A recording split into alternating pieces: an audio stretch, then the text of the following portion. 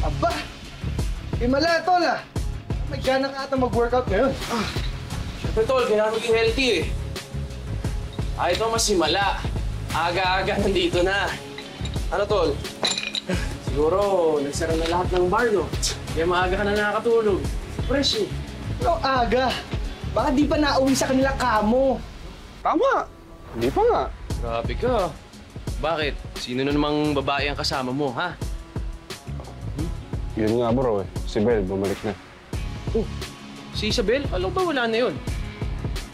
Isabel? Sino yun? Ex mo? Oops!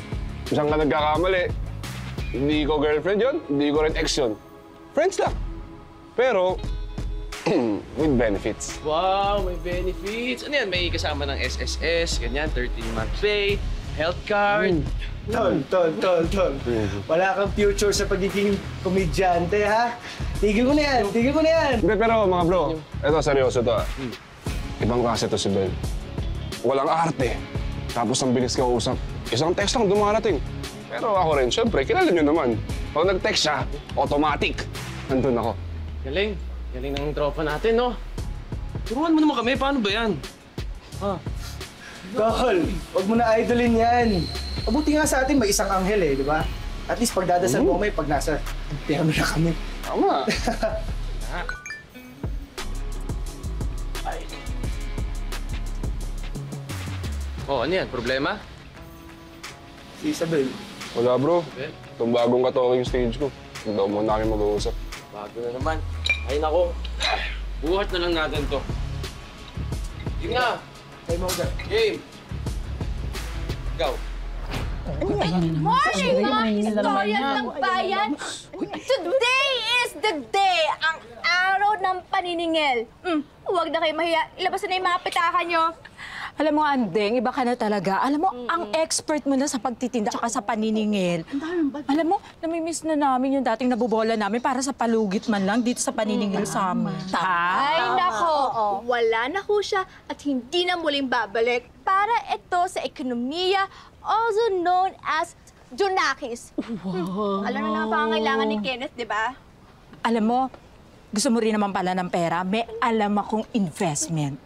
May investment? Investment? Oo, ano yun? Ang bilis ng kita rito. Alam mo, nagbigay lang ako ng 15,000 para makasali, tapos every week may 5,000 ng payout. 5,000? Uy, paano yan? Gusto ko yan. Ay, sinali lang ako ng pinsan ko rito. Sali mo din kami. Ayaw din kami, Sige, ha?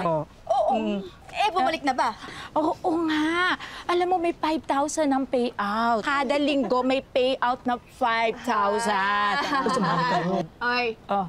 Ba't hindi ka nagbabayad ng utang mo? Ay. Eto na nga, Magbabayad na yan. Magbabayad na nga po. Keep the change pa. Oh, wow, di ba? Sige, bongga na. Big time na talaga. 5,000. Sari kami dyan. Sige. Mamaya. O ano, Andeng? Downline na kita. Kung magbibigay ka ngayon ng 15,000, kada linggo may 5,000 ka na. Ano? 15,000? Huwag mo na pag-isipan. Wala akong pang-invest eh. Pero sige, pag-iisipan ko ha. Sigurado ka, ha? 5,000 kada Huwag mo linggo. nang pag-isipan. Tama. Para sabay-sabay ka. Ito yung magbigay ka rin.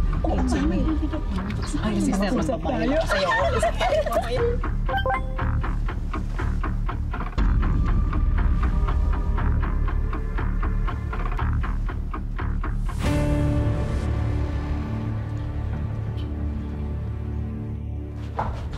Nika.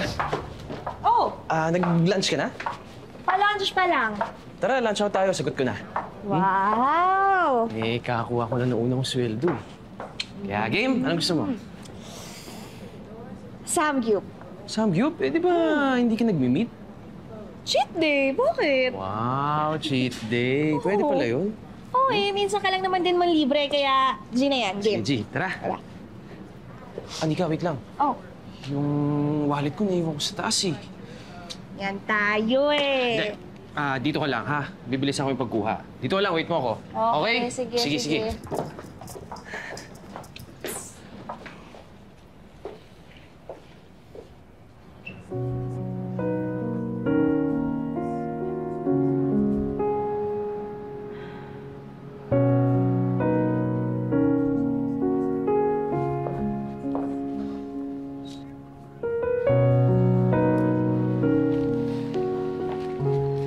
Christian. I'm sorry for what happened. Mali ako. Hindi mo man lang ako kinamusta kung nakauwi na ako ng bahay noon. Iniwan mo ako sa kali. Sorry na. Ang dami lang talaga nangyari sa negosyo, sa pamilya. Patong-patong lahat. So, ngayon na okay ka na? Tsaka mo lang ako maalala? Ito na nga, mabawi na. Iniwan ko yung cafe para puntahan ka. Kain tayo? Please. Kaso, Alam ko busy ka. Busy din ako. But I make time for you. Hindi ba pwedeng makasama ko yung girlfriend ko kahit isang oras lang? Please. okay. Tara.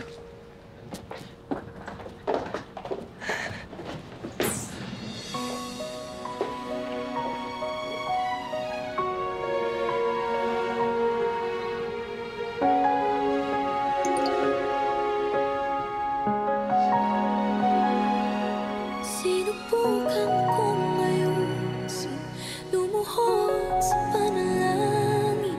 Baka sakali na lang lumihis ang ihip ng Ginugulo ka pa rin ba ni Trina? Thank God.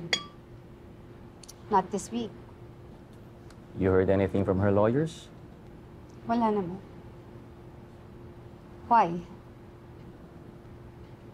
Do you know anything that I don't? Kilala ko si Trina. At kapag tahimik siya, it means that she is up to something. What do you mean? Walang pupuntahan ng kaso against that woman? Attorney, you assured me. You just settle this out of court. Make amends with your stepmom. Yun na talaga ang brilliant solution mo? Kung aabot sa lawsuit, this will only create problems. And it will reflect negatively sa company. Besides, we have a little proof that your father was under undue influence at the time that he changed the will. That's it, attorney? Hayaan na lang natin sila? Ganun ba? I'm just saying na may ibang paraan kung gusto mong lumaban. Pero hindi ka mananalo sa korte.